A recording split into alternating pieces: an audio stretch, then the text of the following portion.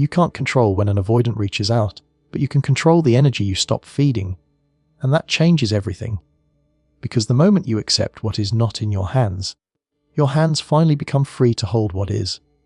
And I know this is the hardest truth, because when you're in the middle of silence, your mind starts bargaining. It starts searching for levers. It starts asking, what can I do? What can I say? What can I post? What can I avoid? What can I fix? So that they will finally break the silence and come back. And it feels logical, because love makes you want to fight for the connection. But what you don't realize is that the more you treat their reach out as the prize, the more you hand them control over your nervous system, your mood, your worth, and your peace. You cannot control when someone chooses to show up. You cannot control when someone's fear loosens its grip. You cannot control when an avoidance nervous system decides it is safe to risk contact.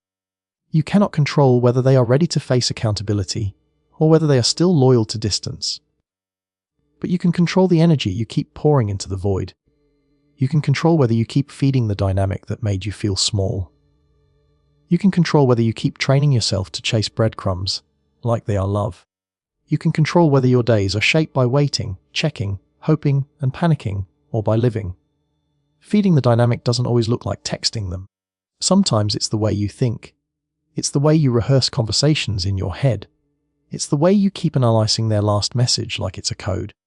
It's the way you keep checking their profile. It's the way you keep asking friends what they're doing. It's the way you keep telling yourself, maybe tomorrow, maybe next week, maybe if I just stay quiet enough, maybe if I just become perfect enough. That is energy. That is your life force. And when you keep pouring it into someone's silence, you are building your emotional home inside a place that does not respond to you. You are making their absence the center of your day. And that's why you feel powerless, because you're living as if their choice decides whether you are okay. And I need you to hear this gently but firmly. Your peace cannot be a hostage to someone else's readiness. Your peace cannot depend on a text message. Your peace cannot depend on an apology you may never receive. Because even if they do reach out, even if the silence breaks, the real question is not, will they contact me? The real question is, will I betray myself again the moment they do? This is why controlling the energy you stop feeding is everything. Because when you stop feeding the dynamic, you stop feeding the anxiety. You stop feeding the hope that keeps you stuck. You stop feeding the story that says, if they choose me, I'm worthy. If they don't, I'm not. You start feeding a different story, the story that says, my worth is not up for debate. My value is not dependent on someone's capacity. My love is not something I have to earn back from someone who mishandled it. And here's what happens when you stop feeding it. At first, it feels like withdrawal. It feels like losing a drug. Because chasing, checking, waiting, those behaviors give you tiny hits of temporary relief, even when they hurt you.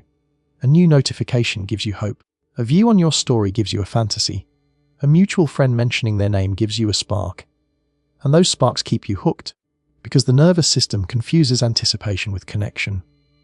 But the more you chase that anticipation, the more exhausted you become, because you're living in suspense. You're living in maybes. You're living in the space between their silence and your longing, and that space is not love, it's suffering. So when you stop feeding it, you might feel emptier at first, because the noise is gone. But that emptiness is not a sign you're doing something wrong. It's the space where your healing finally has room. It's the moment your nervous system begins to learn a new rhythm, a rhythm that doesn't depend on their response. And slowly, you start to feel something you haven't felt in a while. Steadiness. You start to wake up and your first thought isn't them. You start to go through your day and you're not checking the clock waiting for a message. You start to feel your own life returning to you. And this is the part most people don't understand. The energy you stop feeding doesn't disappear. It returns. It returns to your body. It returns to your confidence. It returns to your focus. It returns to your joy. It returns to your friendships, your work, your goals, your health, your creativity. It returns to the parts of you that were starving while you were trying to keep a connection alive with someone who kept going silent. It returns to your self-respect, and self-respect is the first real love you need to feel safe again. Now, I'm going to say something important.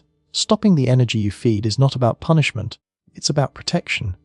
It's not about making them regret. It's about making you whole.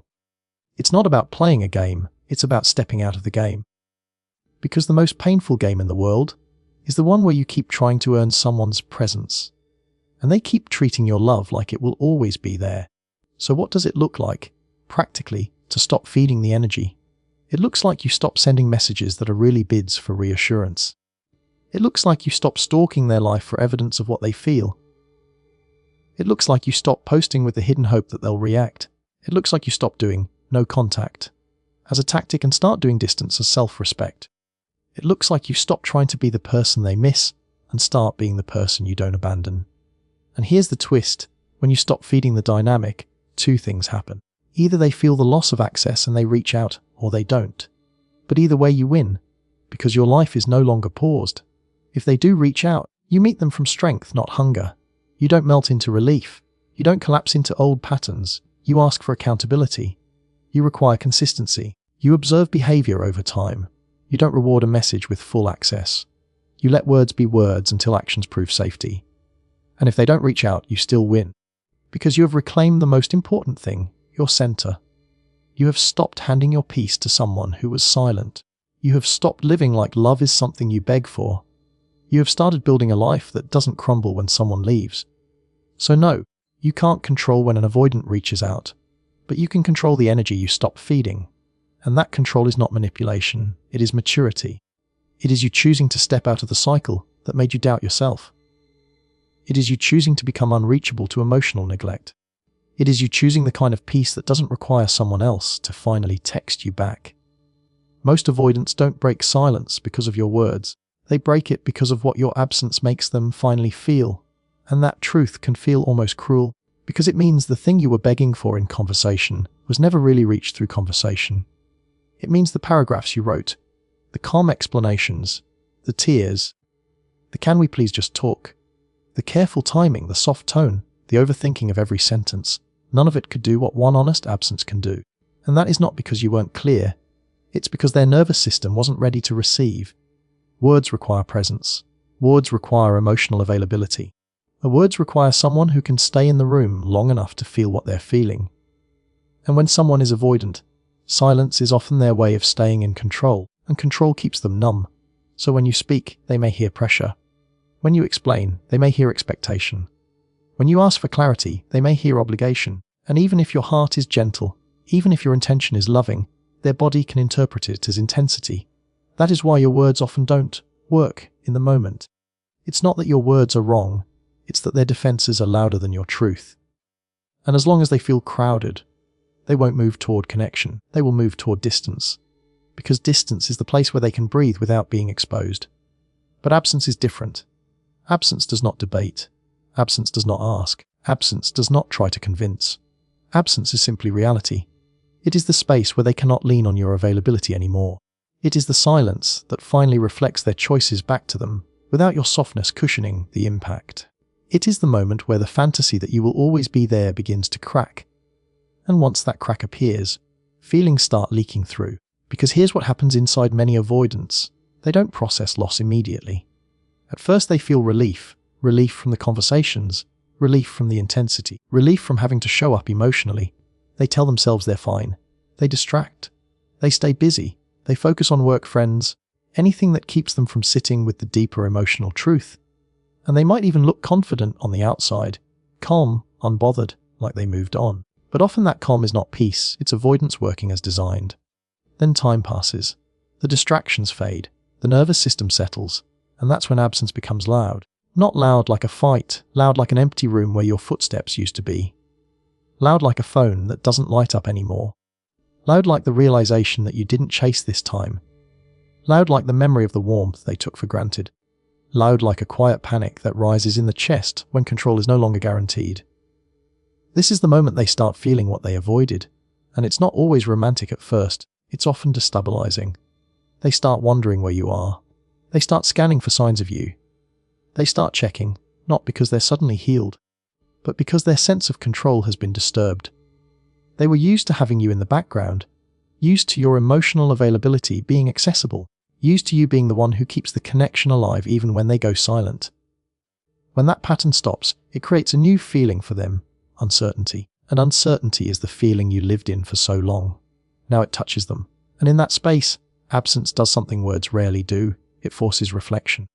It forces them to sit with the parts of themselves they could avoid while you were still there trying.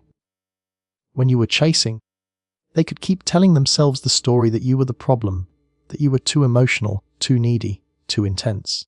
Your pursuit gave them a narrative to justify their distance. But when you are absent, and your absence is calm, not dramatic, not messy, just clean, it removes their favorite excuse. Suddenly, they cannot blame your intensity, because there is no intensity. They cannot blame your pressure, because there is no pressure. There is only the quiet truth. They created distance and now they are living in it. That is why absence can make them break silence. Because it creates consequences without you having to punish. It creates a mirror without you having to accuse. It creates a reality they can't talk their way out of. And the mirror is this: you were not just a person they dated. You were an emotional presence they leaned on. You were a steadiness they benefited from. You were a softness that made their life easier. And now that softness is not available, and it forces them to feel the gap you filled. But listen carefully. The fact that absence makes them feel does not automatically mean they are ready to love well. Feeling is not the same as capacity. Missing you is not the same as showing up. Contacting you is not the same as repairing.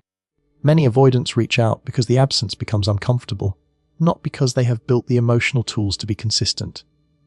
They reach out to regulate, to restore the familiar, to reduce the anxiety they now feel. And if you respond like you used to, instantly, warmly, fully, the cycle resets.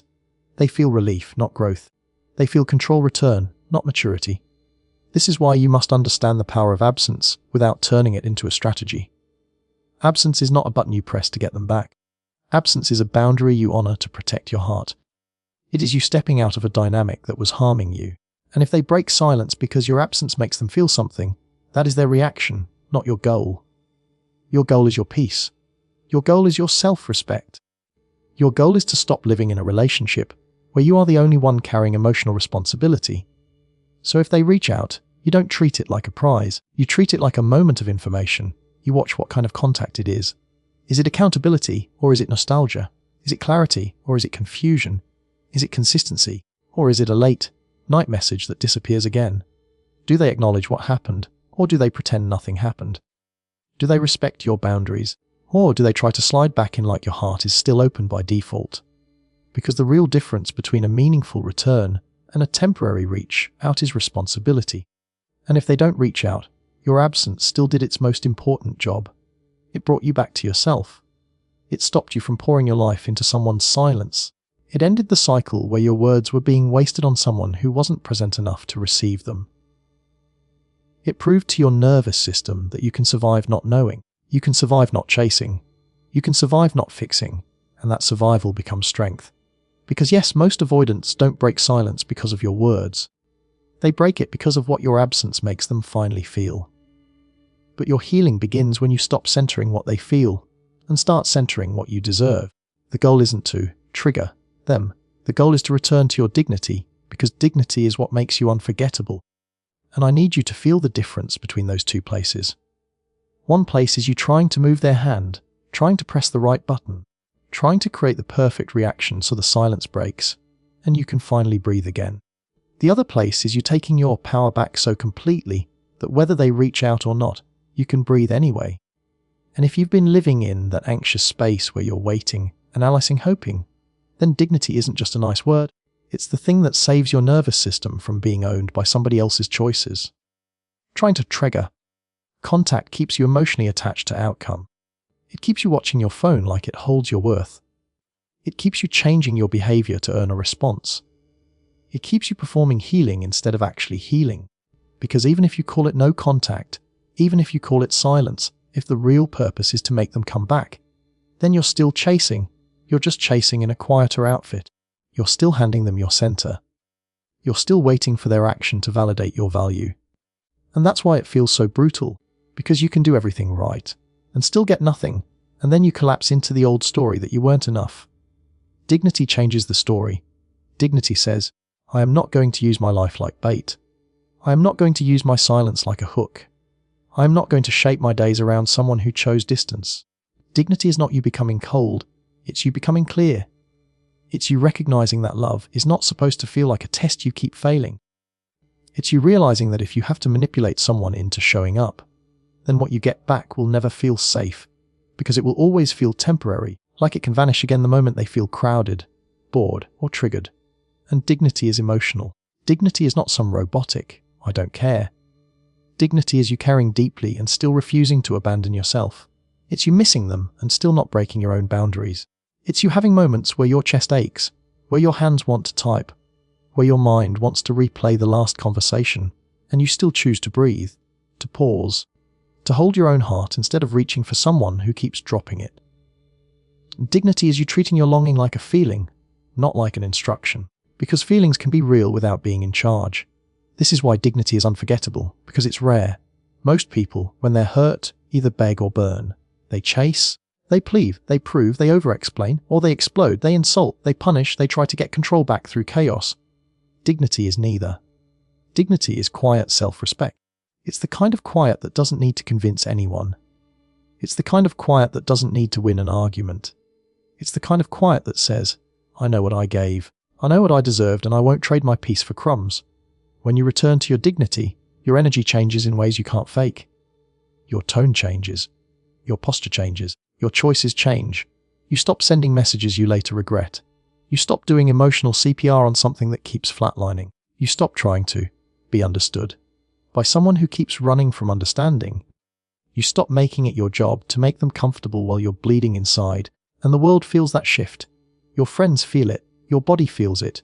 You start sleeping differently. You start eating differently. You start moving differently. You start building days that aren't built around waiting. And here's the part that might surprise you. Dignity is not only about what you don't do, it's about what you finally do for yourself.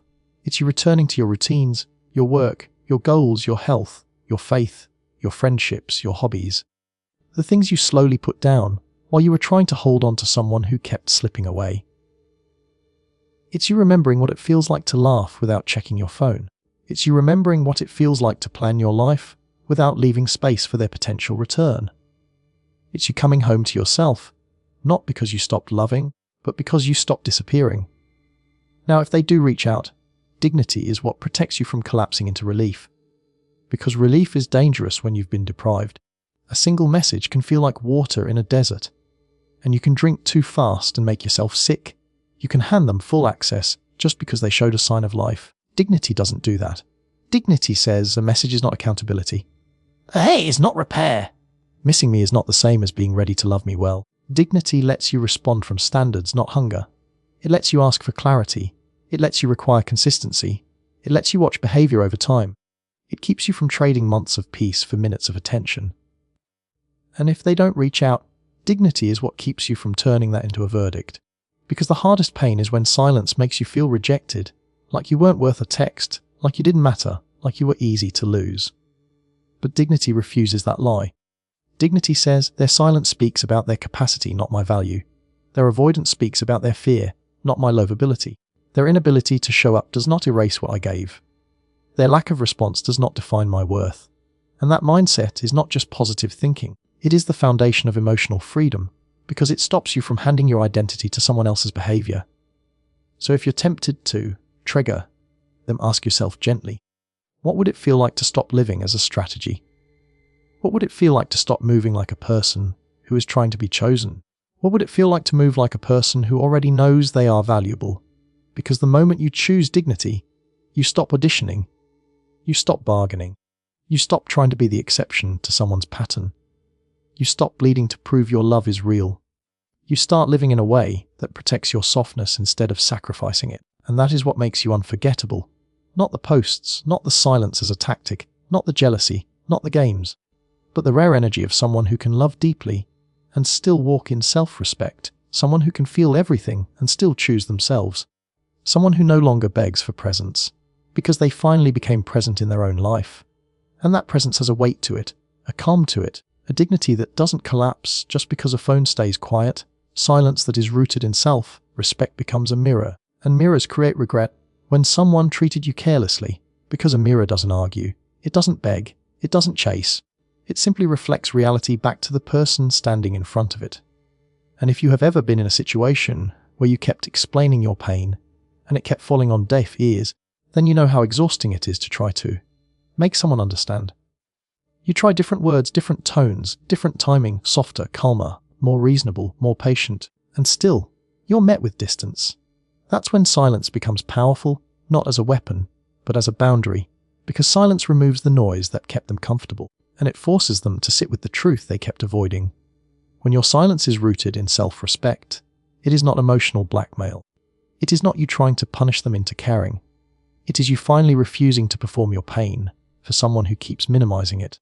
It is you refusing to chase someone who keeps withdrawing. It is you choosing not to keep the connection alive by yourself. That kind of silence has weight, because it isn't reactive. It isn't dramatic. It isn't messy. It's clean. It's calm. It's the quiet message of, I am no longer available for what hurts me.